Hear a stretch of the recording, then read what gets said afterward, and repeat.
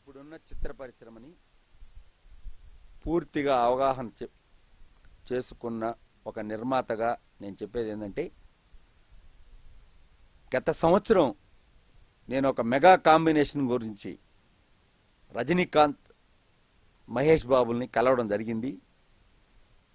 వారి తండ్రి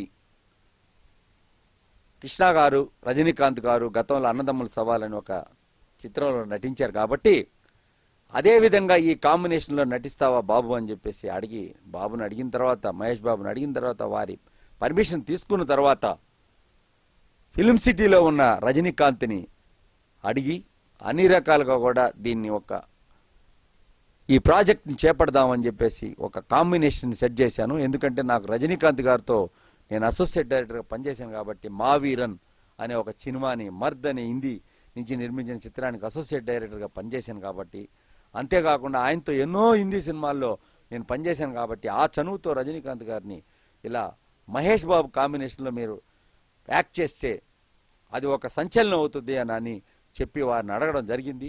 అది ఇంకా కార్యరూపం దాల్చలేదు. కానీ ఇప్పుడు నేను కొత్తగా అనుకుంటుంది ఏంటంటే ఒక సంచలన చిత్రం నిర్మించాలని చెప్పేసి ఒక నిర్ణయంతో ఒక స్క్రిప్ట్ని తయారు చేసి పెట్టాము. అది ఏంటంటే మహేష్ బాబు, పవన్ కళ్యాణ్ కాంబినేషన్లో ఒక చిత్రం నిర్మించాలి. వీటికి ఒక ప్రముఖ దర్శకుడిగా పెట్టి ఈ 25 సంవత్సరాల నా చలనచిత్ర ప్రస్థానంలో ఈ మహేష్ బాబు, పవన్ కళ్యాణ్ చిత్రముని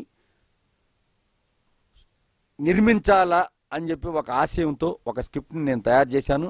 ఆ స్క్రిప్ట్ త్వరలో ఈ ప్రముఖ నటులను ఇద్దరిని కలిసి కూడా వినిపించడం జరుగుతుంది. అది ఒక సంచలనం అవుతుంది. అది ఒక బాహుబలిని దాటుతుంది.